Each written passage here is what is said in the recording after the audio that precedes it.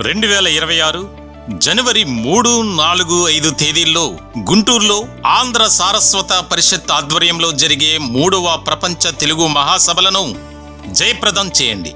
రండి, తెలుగువాడి ఘనతను, తెలుగు భాష గొప్పతనాన్ని ప్రపంచానికి చాటి చెబుదాం. 3వ ప్రపంచ తెలుగు మహాసభలను నెంబర్ 1 ఓటీటీలో ఉచితంగా వీక్షించండి. నెంబర్ 1 ఓటీటీకి ఎటువంటి చందా చెల్లించకుండా నెంబర్ 1 ఓటీటీను ప్లేస్టోర్ లేదా యాప్ స్టోర్ నుంచి మీరు డౌన్లోడ్ చేసుకుని మా ప్రసారాలు ఉచితంగా వీక్షించవచ్చు. ప్రకటనల కొరకు సంప్రదించాల్సిన ఫోన్ నెంబర్ 7893935555. నమస్తే. సామాన్యుడి చేతిలో సామాజిక అస్త్రం నెంబర్ 1 న్యూస్కి స్వాగతం. నేను రవీంద్ర. రాష్ట్రంలో ఉన్నటువంటి ప్రభుత్వ ఉద్యోగులు అలాగే పెన్షనర్స్, రిటైర్డ్ ఎంప్లాయీస్ విషయంలో ప్రభుత్వం అవలంబిస్తున్నటువంటి విధానం ఏదైతే ఉందో దాని మీద తీవ్రమైనటువంటి అభ్యంతరాలు అలాగే అసంతృప్తి వ్యక్తమవుతున్నటువంటి తరుణంలో ఉద్యోగులు కానీ పెన్షనర్లు కానీ వారి కుటుంబాలు కానీ తీవ్రమైనటువంటి నిరాశ నిస్పృహలో ఉన్నాయి. దీనికి సంబంధించి సామాన్యుడి చేతిలో సామాజిక అస్త్రం నెంబర్ 1 న్యూస్గా మేము గత కొంతకాలం నుంచి ప్రత్యేకమైనటువంటి అనాలిసిస్లు వీడియోలు చేస్తున్నాం. ఎందుకనంటే ఉద్యోగులు కానీ పెన్షనర్లు కానీ ఇస్తున్నటువంటి ఫీడ్బ్యాక్ని ఆధారంగా చేసుకొని ముఖ్యంగా మా ఛానల్ తరపున మీ అందరికీ ప్రత్యేకమైనటువంటి ధన్యవాదాలు. మీడియా చరిత్రలో ఏ ఛానల్ చేపట్టిన విధంగా దానికి సంబంధించి మేము వీడియోలు చేస్తున్నాం. అయితే ప్రభుత్వం నుంచి కాస్త సానుకూలమైనటువంటి స్పందన ఉన్నప్పటికీ వాటిని అమలు చేయటంలో ఫెయిల్ అవుతుంది. మీరు దయచేసి మా బాధలను ప్రభుత్వం దృష్టికి మరోసారి తీసుకువెళ్ళండి అని తరచూ కాల్స్ కానీ అలాగే మేము చేస్తున్నటువంటి వీడియోస్కు కింద కామెంట్స్ పెడుతున్నారు. సో ఇటువంటి సందర్భంలో ఉద్యోగ సంఘాల ప్రతినిధులు ఎవరైతే ఉన్నారో ఆ ప్రతినిధులకు కూడా తీవ్రమైనటువంటి ఇబ్బందికర పరిస్థితులు వస్తున్నాయి. ఒక సమస్యను పరిష్కరిస్తానని ఒక యూనియన్నో లేకపోతే ఒక వ్యక్తో తన మీద వేసుకున్నప్పుడు అది ఎప్పుడు కూడా జారిపోకుండా తప్పించుకోకుండా పని చేయాల్సినటువంటి ఆవశ్యకత చాలా ఉంటుంది. కానీ ఇప్పుడు ప్రస్తుతం ఆంధ్రప్రదేశ్ ఉద్యోగుల సంబంధించి మేము పోరాటం చేస్తున్నాం, ఉద్యమిస్తున్నాం అని చెప్పుకుంటున్నటువంటి నేతల ప్రతినిధుల పరిస్థితి ఎలా ఉంది? అటు చెప్పుకోలేక ఇటు ప్రభుత్వంలో ఉన్నటువంటి పెద్దలకు చెప్పుకోలేక మధ్యలో ఇబ్బందికరంగా మారింది వారి పరిస్థితి అనేది వాస్తవమే. వారిని తప్పుపట్టడానికి మేమేం చెప్పట్లేదు. వారు చేస్తున్నది మంచి వేలో బాగానే ఉంది. కానీ ప్రభుత్వం స్పందించబోతే వాళ్ళేమైనా ఏం చేస్తారు? చేతులు ఎత్తేసేటువంటి పరిస్థితి. 18వ తారీఖున అక్టోబర్లో జరిగినటువంటి సమావేశం, ఆ సమావేశంలో ఏ నిర్ణయం తీసుకున్నారు? దీనికి సంబంధించి మేము త్వరితగతిన ఉద్యోగులు పెన్షనర్లకు సంబంధించినటువంటి సమస్యలపై మేము పరిష్కారం చేస్తాం, ఎవరు కూడా భయపడక్కర్లేదు, కంగారు పడాల్సినటువంటి అవసరం లేదని ఆ రోజు చెప్పారు. నెల రోజులు గడిచింది, కానీ దానికి సంబంధించి ఏ రకమైనటువంటి ఆచరణ మాత్రం లేదు, నిర్ణయం తీసుకోలేనటువంటి పరిస్థితి. ఇటువంటి తరుణంలో ఇక్కడ ఒక ముఖ్యమైనటువంటి పాయింట్ ఏంటి అంటే తాజాగా సిఎస్ విజయానందన్ ఉద్యోగ సంఘాల ప్రతినిధులు కలిసి మా చేతుల్లో ఏమీ లేదు, మేమేం చేయలేనటువంటి నిస్సహాయ పరిస్థితిలో ఉన్నాం, మాకు ఒత్తిడి ఎక్కువైపోయింది, మమ్మల్ని ఏం చేయమంటారు? మీరేమో కనీసం ప్రభుత్వం తరపున ఉన్నటువంటి ఒక ప్రతినిధిగా, ఒక చీఫ్ సెక్రటరీగా మీరు ఏమీ చెప్పట్లేదు అని ఈ రకమైనటువంటి చర్చ జరిగిందంట. ఇది కూడా ఉద్యోగుల నుంచి వచ్చినటువంటి ఫీడ్బ్యాకే మాకు.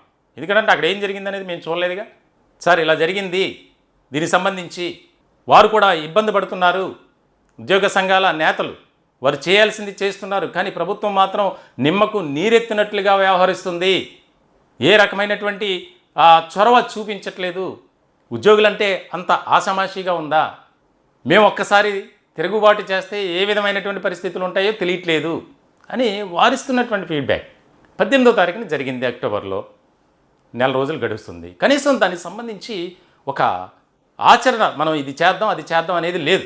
ఆ రోజు ఉద్యోగ సంఘాల ప్రతినిధులకి ఇచ్చారు, ఇది చేస్తాం అది చేస్తాం, మేము ఖచ్చితంగా మీ యొక్క వెల్ఫేరే మాకు ముఖ్యం, మీరు లేనిదే మేము లేం, మీరు ఓట్లు వేశారు, మీ కుటుంబాలు ఓట్లు వేశారు, లక్షలాది మంది కూటమిని ఆదరించారు కాబట్టి ఈ రోజున మేము అధికారంలో ఉన్నాం అన్నారు.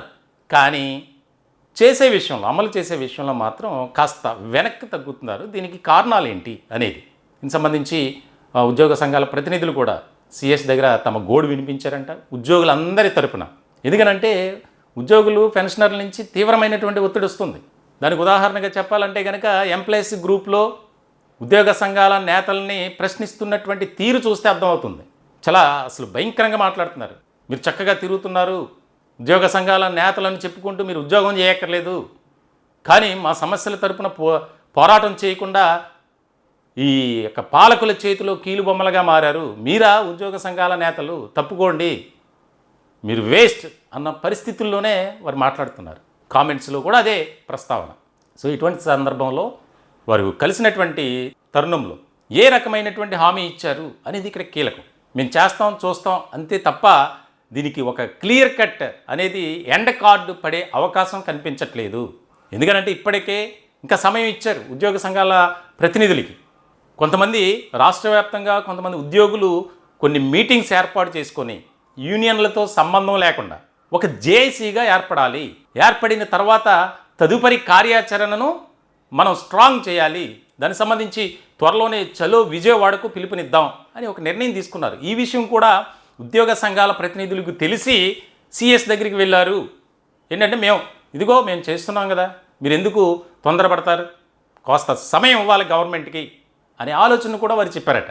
వాస్తవంగా 18వ తారీఖున జరిగినటువంటి సమావేశంలో డిస్కస్ చేసినటువంటి appointment of pay revision commissioner, sanction of interim relief ఐఆర్కి సంబంధించి, sanction of the pending 4 DAs, payment of the accumulated employed dues, sanction of surrender leaves, ఇలా చాలామంది ప్రమోషన్ల గురించి ఈ చాలా అంశాలు పెండింగ్లో ఉన్నటువంటి ఏదైతే కూటమి అధికారంలోకి రాకముందు ఉద్యోగులు కానీ ఉద్యోగ సంఘాల నేతలతో చేసినటువంటి హామీలు కానీ వాగ్దానాలు ఉన్నాయో వాటినే అమలు చేయమని వారు ఆ సమావేశంలో చర్చించారు. దాదాపుగా 15 మంది ఆ రోజు ఆయా ఉద్యోగ సంఘాలకు సంబంధించి వెళ్ళారు. కానీ ఆచరణ మాత్రం లేదు. అంటే కాస్త గడువు పెట్టినప్పటికీ ఒక 4 రోజుల్లో మేము సమస్యను పరిష్కరిస్తాం అని కొన్ని అంశాలకు సంబంధించి చెప్పారు. అవి కూడా ఇది అవట్ల. దానిలో భాగంగా ఇంటర్మ్ రిలీఫ్ ఐఆర్ అనేది మేము త్వరలోనే ప్రకటిస్తాం అని ఆ రోజు చెప్పినటువంటి ఈ యొక్క ప్రభుత్వానికి సంబంధించినటువంటి ప్రతినిధులు ఉద్యోగ సంఘాల ప్రతినిధులతో చెప్పినటువంటి సందర్భం, కానీ దాన్ని అమలు చేయట్లా, దాన్ని నెరవేర్చట్లేదు అనే బాధ ఉద్యోగుల్లో ఎక్కువగా ఉంది. 2019లో వైఎస్ఆర్సీపీ ఇదే హామీని కానీ వాగ్దానాన్ని కానీ ఉద్యోగ సంఘాలకు చేశారు. అప్పుడు వెంటనే అధికారంలోకి రాగానే కొద్ది రోజుల్లోనే ఇంటర్మ్ రిలీఫ్ ఐఆర్ అనేది ప్రకటించింది. పిఆర్సీ వేసినప్పటికీ అది రివర్స్ పిఆర్సీగా ఒక రకమైనటువంటి చర్చ జరిగింది. అంటే దానివల్ల ఉపయోగం లేకుండా చేశారు అని. సో ఇటువంటి సందర్భంలో మరి ఇది ఒక కీలకమైనటువంటి అంశంగా మారింది.